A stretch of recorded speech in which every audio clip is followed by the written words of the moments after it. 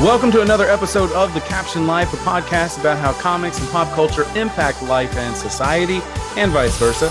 Coming to you from a possibly haunted but freshly renovated fire station deep in the heart of Texas, I'm Kevin.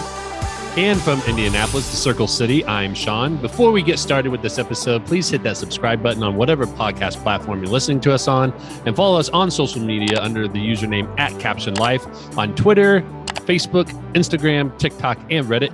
You can also find out more information and past episodes at thecaptionlife.com. Awesome. Now, if you couldn't tell by my intro, the little subtle hints of my intro, mentioning the possibly haunted, but freshly renovated fire station, we are going to talk about Ghostbusters because there is a new Ghostbusters movie coming out at the end of the month, or I guess they're here later in the month. Ghostbusters Afterlife, which by all indications looks like it's something that I'm very excited about. So we wanted to take some time to talk about the franchise, but we wanted to do it with a spin. And so we have a special guest from Circle City Ghostbusters. CCGB is a Ghost Corps recognized franchise based in Indianapolis, Indiana, currently boasting over 25 members. CCGB works on a local level with charitable organizations such as the Dayspring Center, Gleaners Food Bank, and the Children's Museum of Indianapolis to raise funds and awareness for worthy causes. Circle City Ghostbusters is available for charity events, but does not make private appearances. And meeting with us today is one of the members of Circle City Ghostbusters, Jacob Bartlett. Jacob, welcome to the show. Hello. Thanks for having me. Did we do you justice on the intro? You did great. And I appreciate the no private events parts because, I won't do another birthday party. There's just been too many. Maybe Sean can put some like spooky sounds behind it, so like on the yes, that'd be awesome, so it sounds even more. I can go back and record it like Vincent Price. Ooh. Would you? No. Nice. I don't know that I could do that on command, actually. Like in my head I know how Vincent Price sounds like, but I don't think that I could like just spot on like do an impression.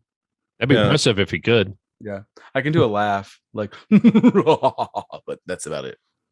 Nice. It was a good laugh, though. Okay. Thank you for like at least helping me prop my spirits up. Yeah, because I'm not doing it. Yeah. Normally with spirits, I don't prop them up. But, Nice. Yeah. Sean needs a t-shirt that says "I'll be your friend, but don't count on me for moral support." Right. I'm a silent friend.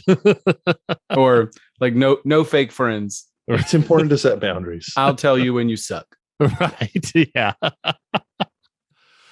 So Jacob, thanks for joining the show. Why don't you tell us a little bit about your journey with the Ghostbusters, and let's start off with what made you become a fan of the franchise.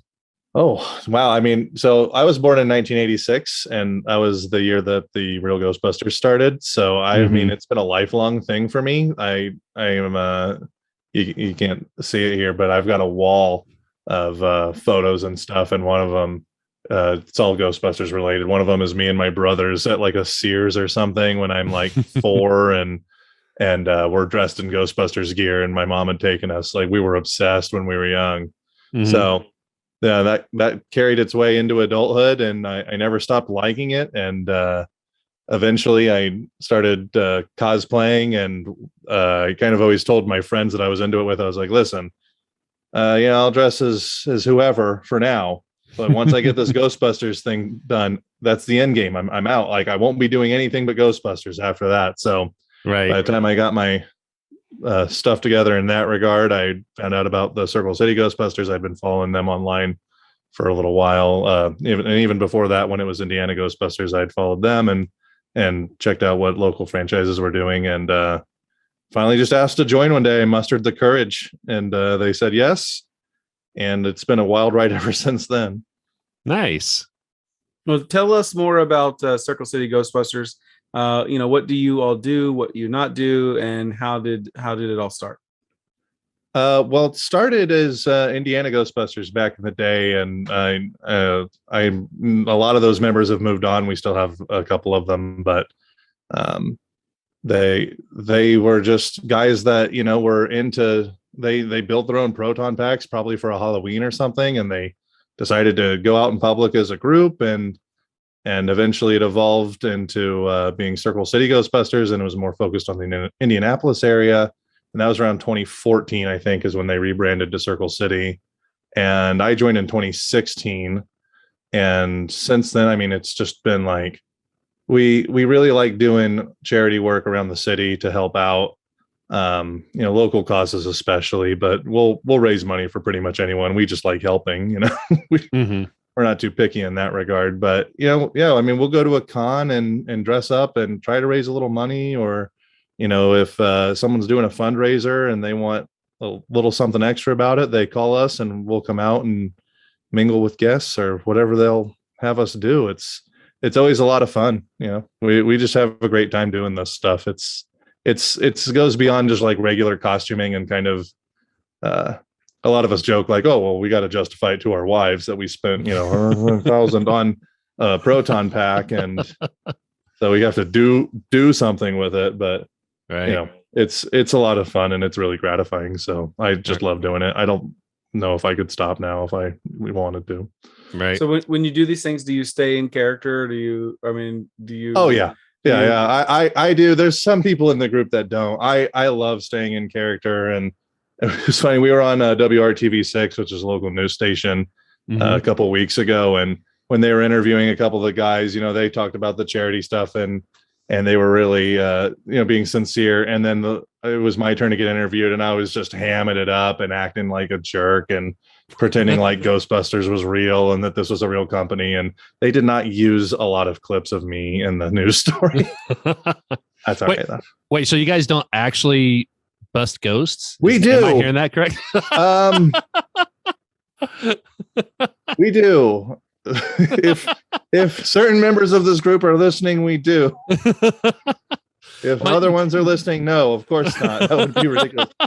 I can't tell you though, like how often people come out to us at cons or events and they're like, does this stuff really work? Are you guys like legit? And I'm always like, yes, absolutely. Absolutely. That's funny. The last time that Sean and I were on the news at a con, a lot of people thought we were a couple. Yeah. Oh, well, congratulations. We've been together and we both had our sons together, and so we hung out a lot. And of course, everyone's like, "Oh, you're such a cute family," and we're just like, "Thank you." I take the compliment. I know we weren't offended by it. It was just funny because both of our wives also believe that we are each other's soulmates. Like, right. It happens sometimes. You got best friends, and that's the way it works. We share a hive mind from 1,500 miles away. Right. Well, and what's funny is going back to the con, like when people were saying that to us, I didn't even think about like what they were actually saying. I just thought they were saying like, we're a cute family, like, just two friends with their family. Right. And I was like, oh, thank you. And then I think, Kevin's son had to tell us like, oh yeah, they think your guys are a couple. I was like, oh, that makes a lot more sense. Yeah. But you know what? Going to like we've gone to my family. We do cons all the time, and have since 2014. My son's cosplayed as every Marvel and most of all the DC characters and stuff like that. But Ghostbusters is always a big hit, no matter what con we go to. We love going to see them, like seeing Ghostbusters at cons. Usually everybody has like a really awesome, like very detailed like proton pack, and it's just such an iconic like image that kids of all ages get excited to see the Ghostbusters every time we're out. Right. Well, I mean, there's like no other look like it, right? Like how many other characters or franchise do you know that has like those kinds of, the gear and everything, right? Not like they're very unique and stand out and everything. So yeah, I will say that I'm interested in getting a Ghostbusters jumpsuit, mostly because like when I think about cosplay, I have to think about like what can I use it for like multiple times, right. And I kind of want to get a Ghostbusters jumpsuit and then have it double as my jumpsuit so that Madden and I can be Barf and Lone Star from Spaceballs. Oh, Spaceballs, yeah. You do a mashup. Proportionately, like Madden and I are the perfect size. Like he's got the Lone Star look, and I've got the barf look, and we could pull it off. But then I could use that same jumpsuit as Ghostbusters jumpsuit. So yeah, that's a great idea. I've got a buddy up in the Windy City Ghostbusters named Bob, who we always try to pressure him into doing a Ghostbuster mog there. But he won't do it. That'd be awesome though. Well, if he's listening, we support it. Yeah, we're on board. Yeah. Take lots of pictures. Right. I think it'd be a huge hit. Yeah. Oh yeah, definitely. But now that you've mentioned it, like a Ghostbusters Spaceballs crossover as like Barf and Lone Star were actually Ghostbusters would be a great mashup costume. I think I'm down with that too. Oh, that'd be cool. Yeah, I'd click like on that post. Yeah. And then have Caroline, my daughter who's 6, dress up as Dark Helmet.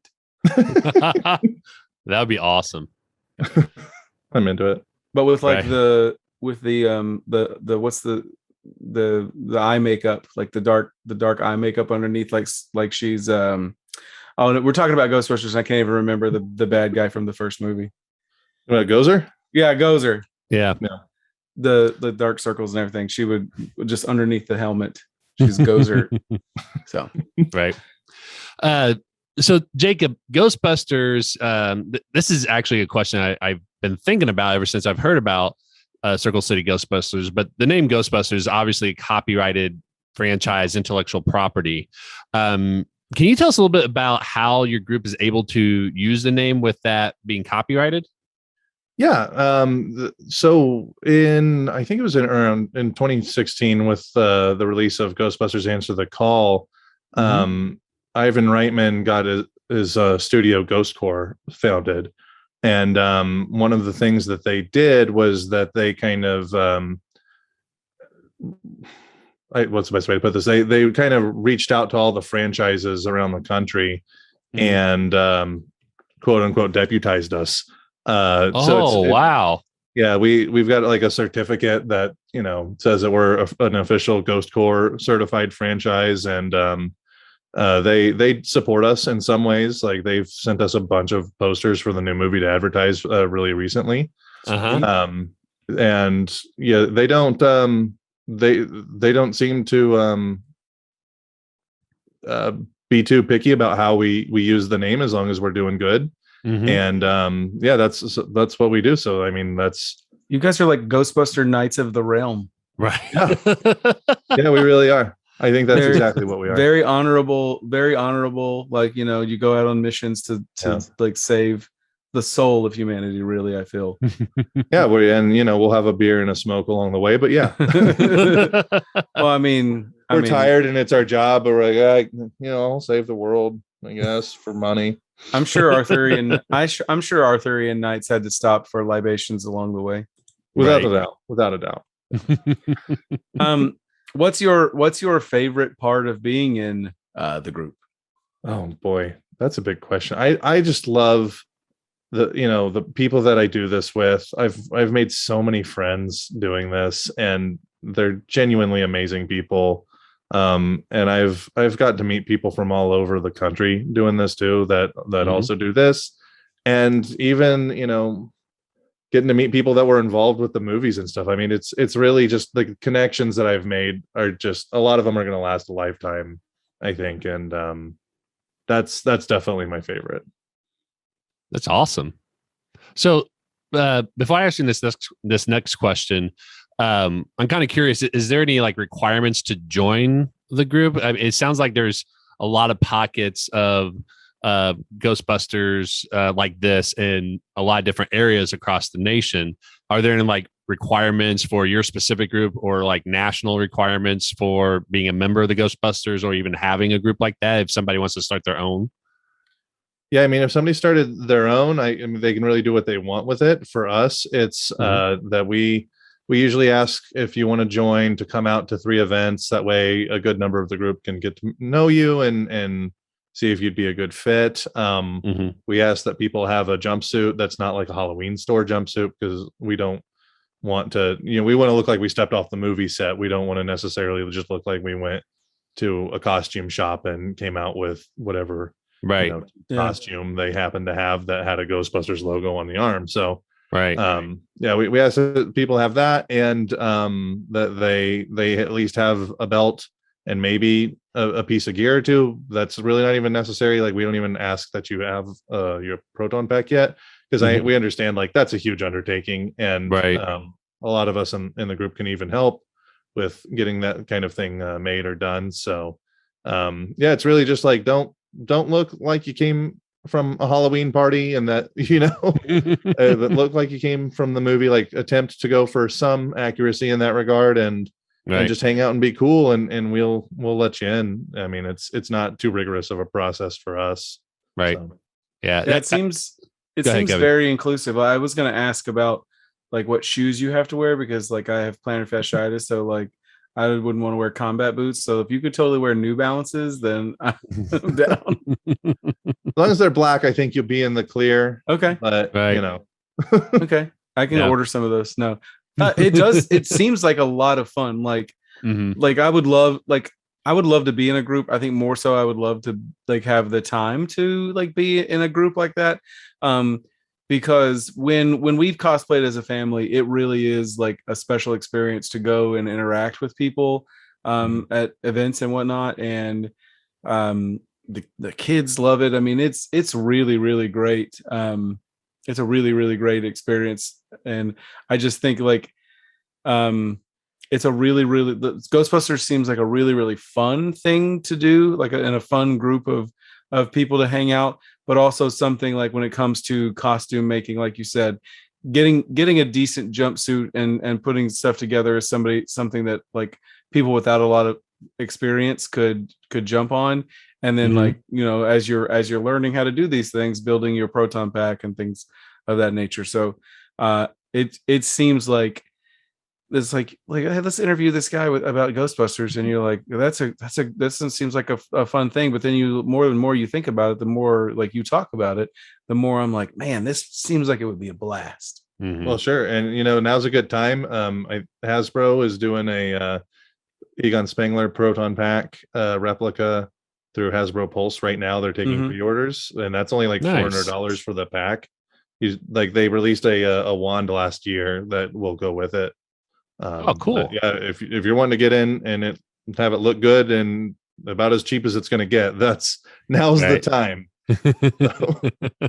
That's awesome. I love doing this. The first time that I actually put on a full jumpsuit with a pack, I was with my daughter Jennifer, and she was like 1.5, and we had a little jumpsuit for her and a little proton pack for her, and we went around town. We went to a Halloween festival, and we went to the Children's Museum.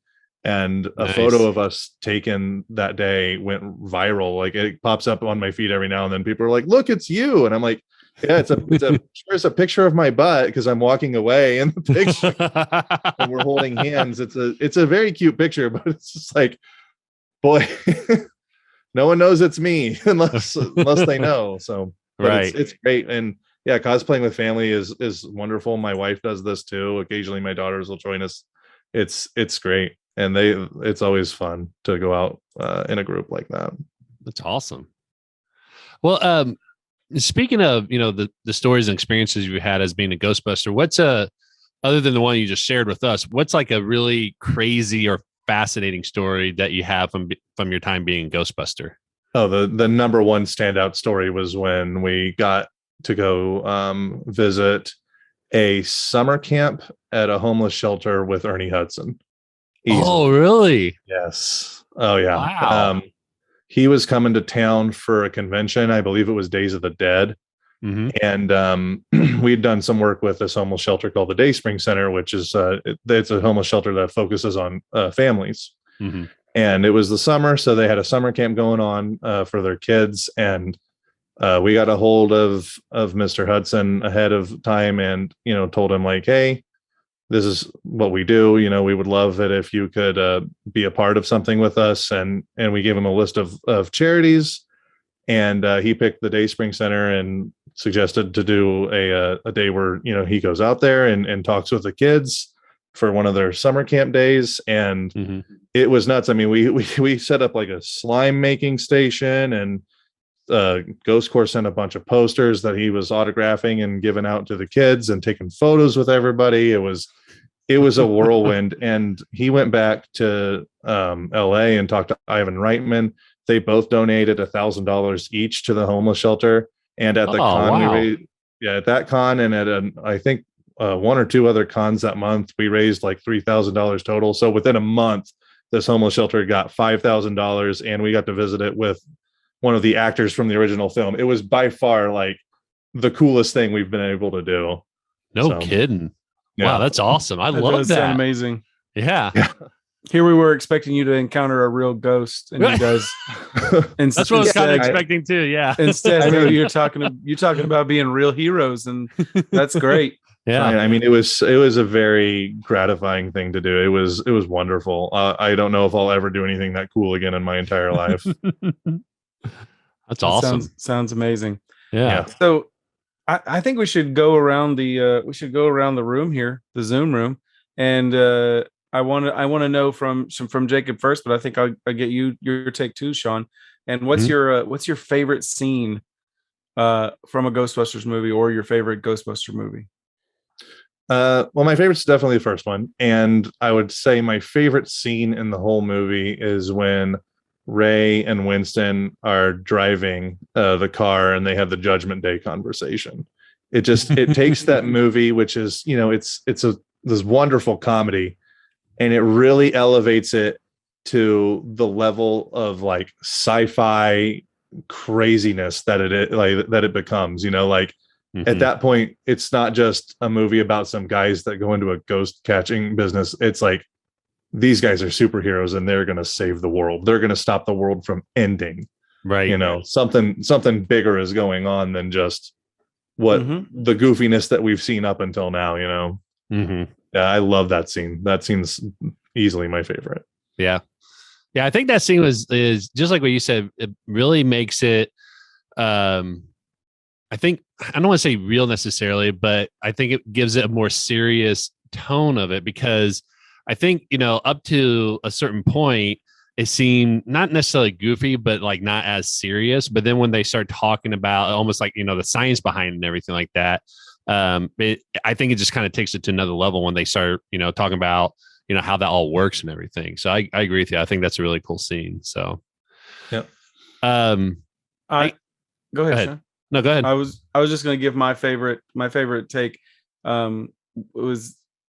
I actually have more fond memories of Ghostbusters 2 as a kid, probably because of my age.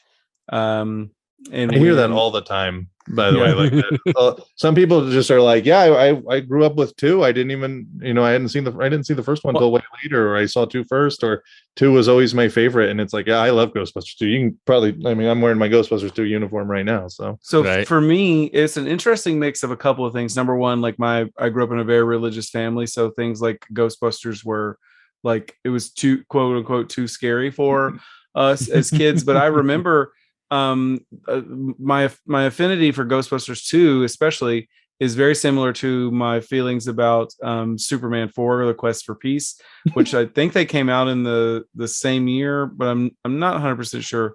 Ghostbusters 2 was 89. Okay, so Superman is 87. Yeah. So that also makes sense, because I was 7 when Ghostbusters 2 came out. And so here's the thing. It was on HBO probably a lot as a kid. And I watched it a ton right along with Superman 4, The Quest for Peace. And so like I have vivid memories. Number one, like I'm still kind of intimidated by Vigo.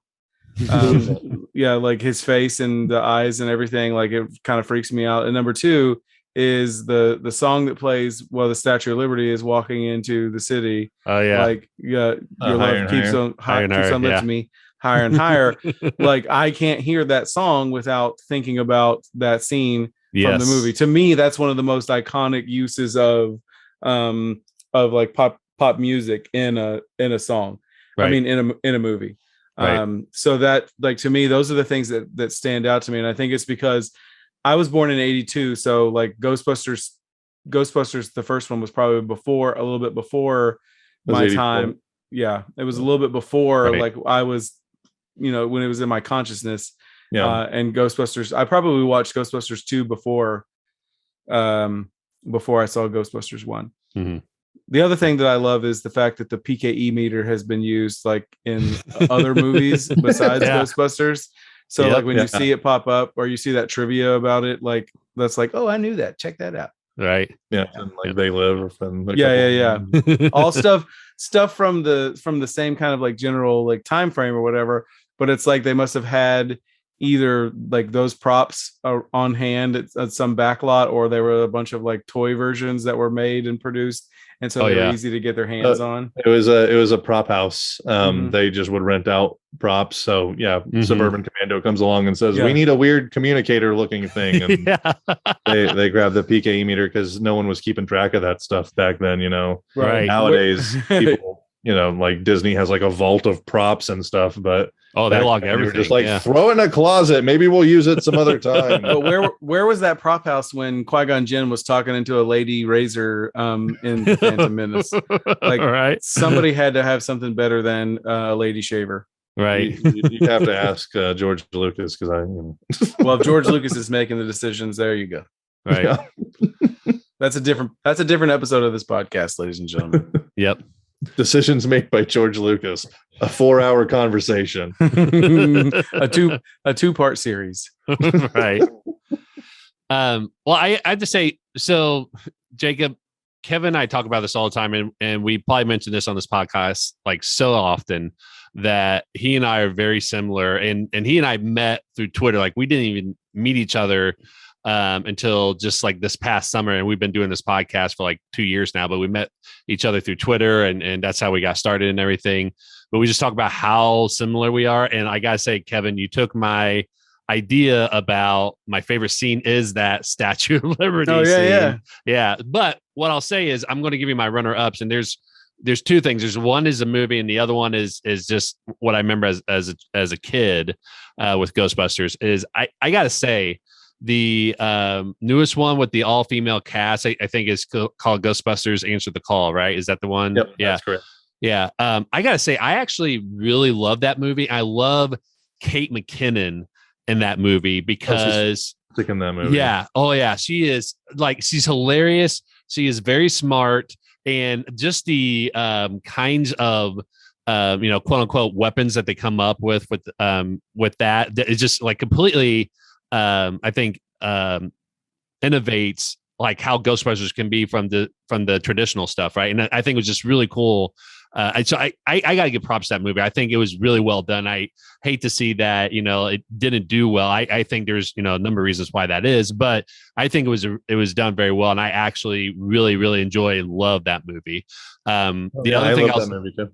Yeah, I thought it was great. I mean, I think that people get too hung up on the fact that it's a reboot, or a remake. Like, it had been 30 years. The original cast obviously wasn't going to be able to get back together. Like, right, exactly. Well, I mean, one of them had passed, and I think it's interesting how they got hung up on that. But it's like all three of them showed up in the movie. I feel like if they didn't think it was a good idea, they wouldn't have shown up in the movie. I don't know. Hollywood's a weird place. It is. My thing is for me, it's like, the existence of this new version, this new property doesn't do anything to diminish the legacy of the thing that you love.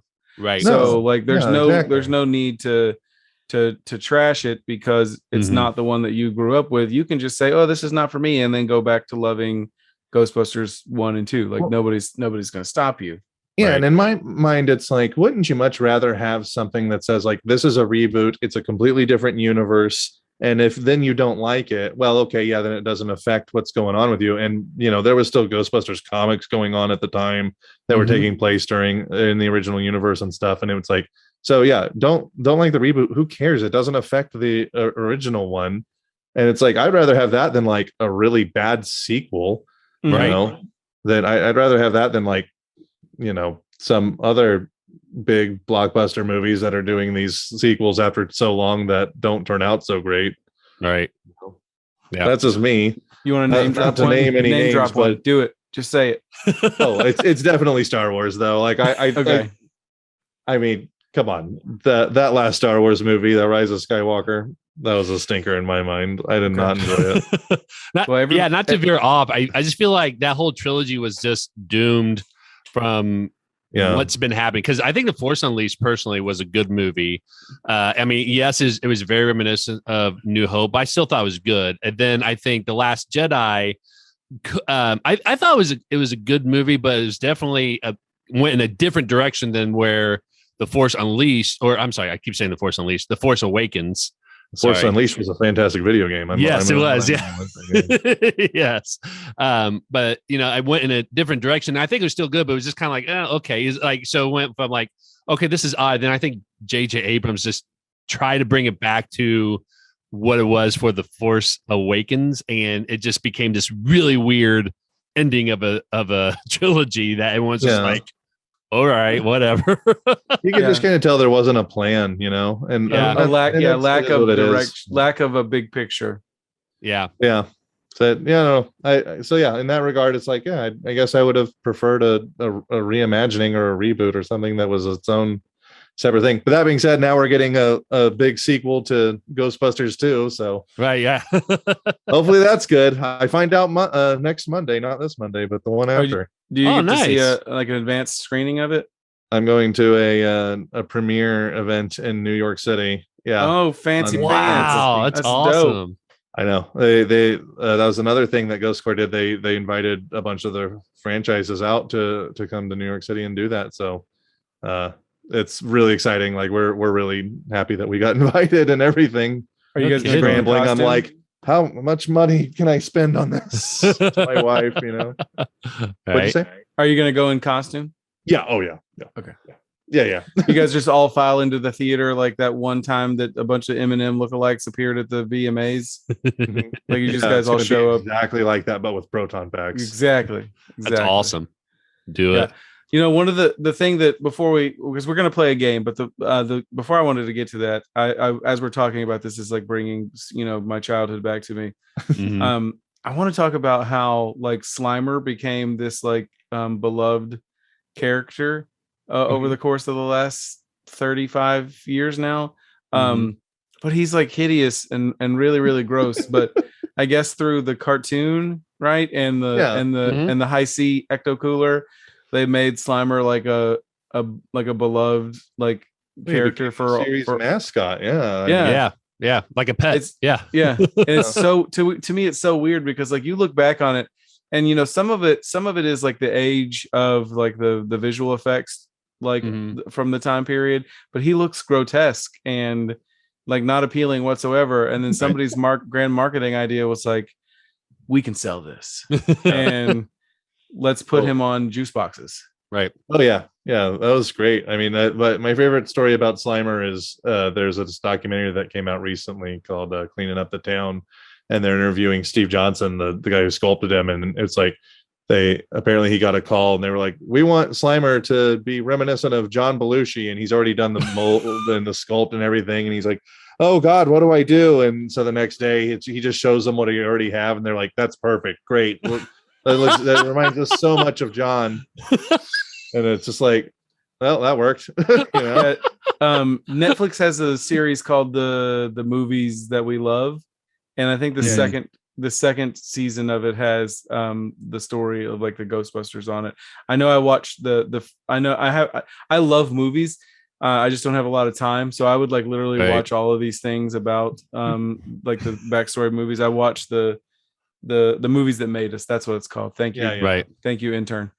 I'm cutting that out, by the way. So that you're gonna edit that out. I'm going to cut that out. Yeah. You almost appeared in the podcast, Madden. Your help was duly noted. No, but like I love movies and I love the stories behind them. I loved watching the episode that I watched on Home Alone. And so like the backstory of it all like is great. And I teach a class on digital arts and media. So like I want my kids to like you guys go home over the break and pick one of these things and your homework is to come back and tell us what you learned about the making of this movie. So like those behind the scenes stories, like I really really love them, and I'm gonna sit down over Thanksgiving or Christmas and watch the episode on Ghostbusters.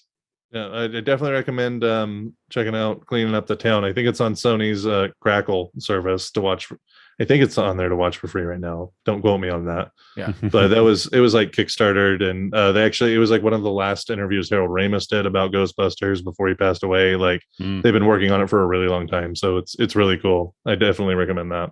Sounds good. That's awesome. Nice. Yeah. Well, before we wrap up this episode of The Caption Life, we are going to play a little game, because you guys, if you listen to our episode, you know that we like to play games with our guests. And so I've created one that is called Ghost Busted. and this game it's called Ghost Busted, a mostly true game of twisted tales. What's going to happen is I'm going to describe to you a strange death of a person in history, because there's a lot of people throughout history who have died in very strange ways. I'm going to explain to you guys the story of one of these deaths, and where they currently where their ghosts can currently be found, like where they haunt. And you're going to tell me whether or not it's true or whether or not it's false and that it's ghost busted. Does that sound good? I'm going to pit you against each other. It's okay if you agree. It's okay if you disagree. We're just doing this for fun. No, it's not okay if we agree. Okay, you know what? I'm going to tell you, I have 5 questions so that there would definitely be a winner. Got to have an odd number. Okay, so this is how it works. First one is Adolf Fredrik, the King of Sweden. And I'm going to read about how he died, and you tell me, is it true or is it ghost busted? Right. King Adolf was a well-known philanderer during his time as the King of Sweden from 1751 to 1771, and was known to have taken many mistresses. One such lover was Hilda, the young and beautiful wife of one of the palace guards, Bjorn Gustafsson. Feeling betrayed by his king, Bjorn plotted to kill the king by having his food poisoned. Unaware of her husband's actions, Hilda ate the food intended for the king and died suddenly. Both King Adolf and Bjorn would later commit suicide in grief over the death of the woman they both believed to be their one true love, and now they both haunt the grounds of the royal manor looking for her spirit. Is it true or ghost busted? That's totally metal for one. But I'm going to say true. That sounds true. That could be true. I'm going to say ghost busted. It is ghost busted. Yes. Sean, one for Sean. Jacob, I should warn you that the link, was so elaborate. the brain link that Sean and I have, kind of like when we play games with people, Sean like knows that, and we haven't talked about this yet, but like Sean always has like this neuro like link to me. So you're telling me is that the deck is stacked against me? Probably. And, that was such an elaborate story. Did you make that up, or is that I totally made that up? Here, let me tell you the real story. King Adolf Fredrik actually passed away on 12 February 1771 after consuming a particularly enormous meal. At this dinner, he ate lobster, caviar, sauerkraut, and kippers, all while drinking copious amounts of champagne. This was topped off with 14 servings of his favorite dessert, semla, which is a type of sweet bun which he liked served in hot milk. This astonishing amount of food was enough to end the king's life, and he remains one of the few rulers in history to have eaten himself to death. Wow, what a way to go. I mean, I guess if you have to die, like, gorging yourself on delicious food, I'd take that, Right? Yep. That is insane. Here's one that you guys may be more familiar with. Grigory Rasputin. The Russian mystic and healer and society figure Grigory Rasputin led a life which was almost as unusual as his death and still haunts the royal palace to this day. The Russian royal family hoped Rasputin would use his alleged powers to heal their son who suffered from hemophilia. He quickly became a powerful figure in the Romanov court. Fearing Rasputin's influence over the royal family, a group of nobles and right-wing politicians conspired to kill him. First, they poisoned Rasputin with cakes and wine laced with cyanide, but these had no effect on the monk at all. When Rasputin still showed no signs of ill health, the shocked nobles shot him in the chest with a revolver. Thinking him dead, they approached his body, but Rasputin leapt up and attacked them, then fled into the palace courtyard. The nobles pursued him and shot him again, this time through the forehead. The conspirators wrapped up his body and dropped him into a river just to be certain they had finished the job. Is it true or ghost busted? Do I have to go first this time, or can I copy the mental link answer? Sean's in the lead. Sean, you should have to go first. Yeah, I'll go first. I'm going to say true because I feel like I've heard that story before, read that story before. So I'm going to say true. Yeah, I'm also gonna say true, just because. Yeah, I mean Rasputin's legendary. There's even that song about him. So Right. It is true. Now I realize too, I've got to hide my facial expressions behind my my mic screen so that you guys can't tell if I'm lying or not. Because I'm a good writer, but I'm not a good poker player. Oh, That's all right. I can't really read faces either, so I don't think it matters for me. Yeah. 1 point for me though. Okay, so it's 2-1. Here we go. Next up on the list, Harry Houdini. Eric Weitz, better known by his stage name Harry Houdini, is remembered as one of the greatest magicians and escapists of all time. On October 31st, 1926, Houdini died while performing an escape trick he'd previously performed hundreds of times. Mystery surrounds his death as the chains he used in the escape appeared to have been tampered with, causing him to drown in a tank of water while on stage. For nearly 40 years after, performances held at the Detroit theater in which he met his demise were plagued with mysterious accidents and claims of supernatural occurrences. Many believed it was the ghost of Houdini himself. True or ghost busted? Who goes first this time? You're still in the lead. You got to go first. I'm going to say true. Or I'm sorry. Ghost busted. Sorry. Ghost busted. I'm saying true. I'm just going to say true for all of them. It's not true. I'll tell you that. The 50-50 chance. This is ghost busted. Yeah. He actually did die on October 31st, 1926, but he was killed by a college student's punch.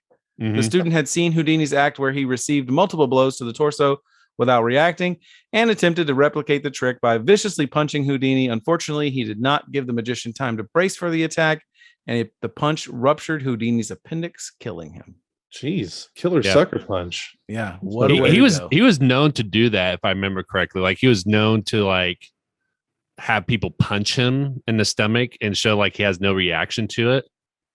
And I think that's why the college student did it. So like he kept hearing about this, and so that's why he decided to do it. So, but yeah, that's how he died was getting sucker punched in the stomach. So, what a way to go! I know. Not as good as eating yourself to death. No, I think I should have saved that one because that one's probably the best one. That's like an uplifting one. It's yeah, just like, wow. You could have tied that one into Slimer. True. Yeah, I could have. Maybe that was a missed opportunity. Maybe Slimer is the ghost of King Adolf Frederick of Sweden. That would be a good backstory. Yeah. There's debate around Slimer's pitch that. We come up with ideas on the show all the time that we should pitch. Like if you've got a Sony email address, Jacob, we would love to like forward that on. Yeah, I'll send it. Okay. Next on the list, Attila the Hun. Attila the Hun was the leader of an enormous tribal empire who sacked the Eastern Roman Empire and invaded numerous Western territories. That part's definitely true. Okay. I'm not fibbing on that. Known for being a fierce warrior, which no mere mortal could best, he was struck a fatal blow on a battlefield from an arrow of a stable boy trying to protect enemy horses from capture in 453 AD. Attila's younger brother continued the siege of Western territories for another 10 years following his death, and there are accounts of soldiers in the field who claimed Attila's spirit continued to rage against the enemy in battle due to the shame of his less than noble death. I'm gonna stick with true. The whole thing. I'm going to say ghost busted just because I want to give Jacob a chance, but I would say like personally, I think that sounds true too, but I'm going to say ghost busted. It is ghost busted. Oh, I am so sorry, man. I seriously thought it was true. I'm doing it to myself. Attila the Hun was the leader of it. He was the leader. That part was true. However, he did not die in battle, but from a nosebleed after celebrating his marriage to his new wife in 453 AD. He got a nosebleed and in his drunken stupor choked to death on his own blood. Again, not as good as eating. Not as good as Nothing's ever going to be as good as that. That's embarrassing. All right, last one. Let's see if you can salvage a little like personal respect. Okay, last one. Queen Sananda of Siam, modern day Thailand, and the consort of King Rama V. She drowned in 1880 when her boat capsized on the way to Bang Pa Inn Royal Palace. Dozens stood and watched her while she drowned, as touching a queen would have been a capital offense even if they were to save her life. The area of the river where she died is still considered sacred ground, with many fearing they will encounter her ghost if they enter the water there. I have to double down on true. I have to. Like if I give up on true now. All right. I'm going to say true as well. Yeah. It's the answer to one of them. Yes, this one actually is true. That is a true story of Queen Sananda of Siam. Yeah, I kept it to 5 because like for time purposes, but we could have played 10 rounds of this. There was some truly disturbing stuff, and plus I had a lot of funny backstories that I could have replaced the real things with. So. Is anything funnier than just getting a nosebleed and dying? No, I mean, yeah. But you know what? When I was actually writing the backstory of the fake King Adolf of Frederick, I realized that like maybe I was onto something here, and I should save that as like a story that I should write later on, because like both men dying and then haunting the grounds looking for the spirit of their one true love. That sounds like a young adult novel that would make a lot of money if they turned it into a really bad movie. Just go ahead and write it and see what happens. I mean, you can self-publish these days. Yeah, no, true. That's true. Everybody's doing it. If you're listening to the the podcast, I came up with this idea at 8:59 p.m. Central Time on November 6th, 2021. It is trademarked and copywritten by me. I am the sole shareholder. I guess that technically this is our podcast, so I have to split it with Sean. And Jacob, you were here at the beginning. I'm a guest, so I will take money. Thank you. Yeah. Like it's not going to be a lot, but like if that's there's okay. I'll take any money you want to give me. I don't even know if legally this is binding either. Like you can always go back and say, you know, this is proof that we had the idea, but I don't know if like you saying it's trademarked and copyrighted makes it trademarked and copyrighted. No, I think you have to legally file for those things in order to make them trademarked. Well, it's not like The Office when Michael Scott's like, I declare bankruptcy just by saying it. Well, saying it is better than just doing nothing. There's going to be a movie. I'll give you that. Yeah, 5 years. That's this exact plot, and you're going to be like, son of a, and then you're going to see I'm the producer. Laughing my way. Madden still contends that he came up with like the idea for what show, like Jack Ryan season 2. Yeah, Jack Ryan season 2. Madden says this was all his idea, but somebody else had it, I guess, at the same time. It's kind of like how the concept of zero was invented or was like came up with in cultures like all over the world at the same time. Right. Yeah, Madden came up with like the plot of Jack Ryan 2 all on his own, and he was 10. So that's exceptional for a 10-year-old to be that creative. I mean, he should at least get a story credit. Those residuals. That's what everybody like. I don't necessarily need my name on it. I just want the checks that come in the mail once a month. Right. Well, Jacob, thank you for joining us tonight to talk about Ghostbusters. This has been a lot of fun. Before we let you go, can you please tell us maybe where our listeners could find Circle City Ghostbusters or you online? Like, do you guys have a website or a Twitter? Or... Yeah, we have a website. If you go to circlecityghostbusters.com, that'll lead you to everywhere that you need to go. That's got all of our social media links. But on Twitter, we're at CC Ghostbusters. And if you want, you can give us a call at 317-983-2368. And please give that number a call because we have a very fun voicemail message. Oh, right, I'm gonna have to listen to repeat that after the show so that we can call it. Yeah, go ahead. No one will answer, I promise. It won't be an awkward thing. I had a moment the other day with another franchise where I was doing a design for them, and they had a phone number, and I called it because I was like, "Oh, I wonder if they have a fun message like us." And someone answered, and I was like, "Wrong number."